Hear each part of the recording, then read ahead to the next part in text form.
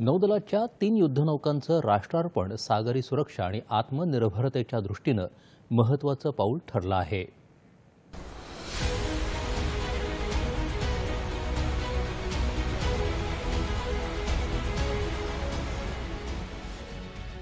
भारताच्या project 15B या guided क्षेपणास्त्र विनाशिका युद्धनौका प्रणालीतील INS सूरत ही चौथी आणि शेवटची युद्धनौका आहे.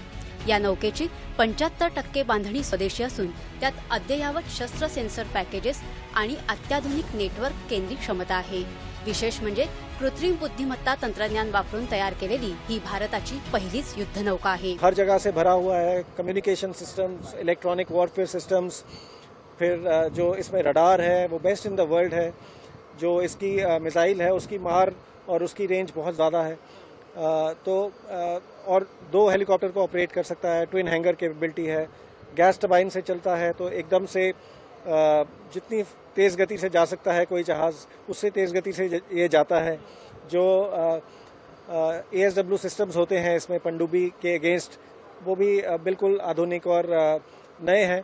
तो इस श्रेणी में इससे बड़ा और इससे आधुनिक और इससे ज़्यादा ताकतवर जहाज़ मिलना मुश्किल है. सगळ्यात पुढल्या आहेत ब्रह्मोस आमच्या इथे पाठीमागे सॅम, अशाच सॅमच्या 2 पोस्ट मागं आहेत हँगरच्या वर. याच्यानंतर आपल्याकडे MR सॅम गन आहे. पुढं 604 गन आहेत आपल्याकडे पाठीमागे आहेत. आपल्याकडे 4 SR CG गन आहेत ज्या स्मॉल टार्गेट सरफेस टार्गेटसाठी आहेत.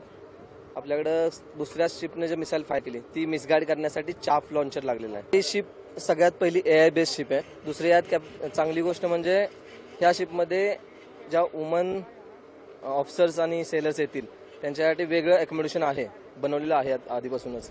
INS नीलगिरी ही नौदलाच्या प्रोजेक्ट 17A या स्टेल्थ फ्रिगेट श्रेणीतील पहिली युद्धनौका आहे.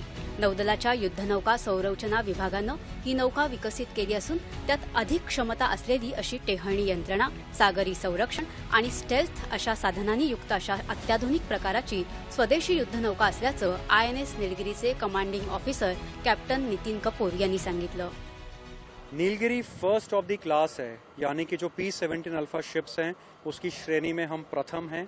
और ये एक एडवांस स्टेल्थ फ्रिगेट है जहाँ की स्टेल्थ फीचर्स जो हैं हमारे जहाज के वो बहुत अच्छे तरीके से डिज़ाइन किए गए हैं.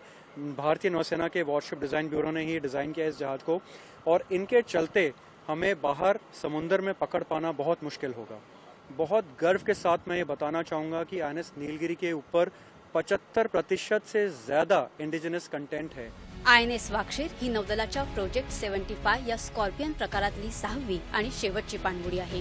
डिझेल इलेक्ट्रिक अशा स्वरूपाची हल्ला करण्यास सक्षम अशी पाणबुडी असून ती अचूक गाइडेड शस्त्रप्रणालीचा वापर करत शत्रूवर अचूक मारा करू शकते. विशेष म्हणजे 18 टॉर्पेडो आणि जहाजरोधी क्षेपणास्त्र अशा दोन्हीचा पाण्यातून आणि पाण्याबाहेरून मारा करण्यास ही युद्धनौका सक्षम आहे.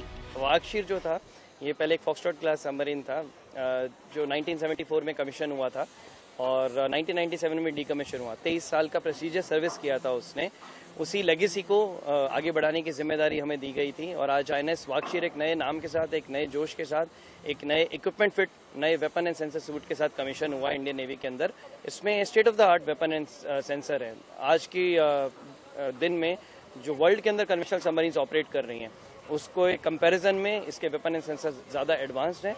हम दुश्मन को ज़्यादा दूर तक डिटेक्ट कर सकते हैं, उसको ज़्यादा दूर रेंज से एंगेज कर सकते हैं, डिस्ट्रॉय कर सकते हैं. 2 युद्धनौका आणि पाणबुडीचा नौदलाच्या ताफ्यात झालेला समावेश संरक्षण विषयक उत्पादन आणि सागरी सुरक्षा या क्षेत्रात भारत जागतिक पातळीवर नेतृत्व करण्यास सक्षम झाला असल्याची साक्ष देणार आहे.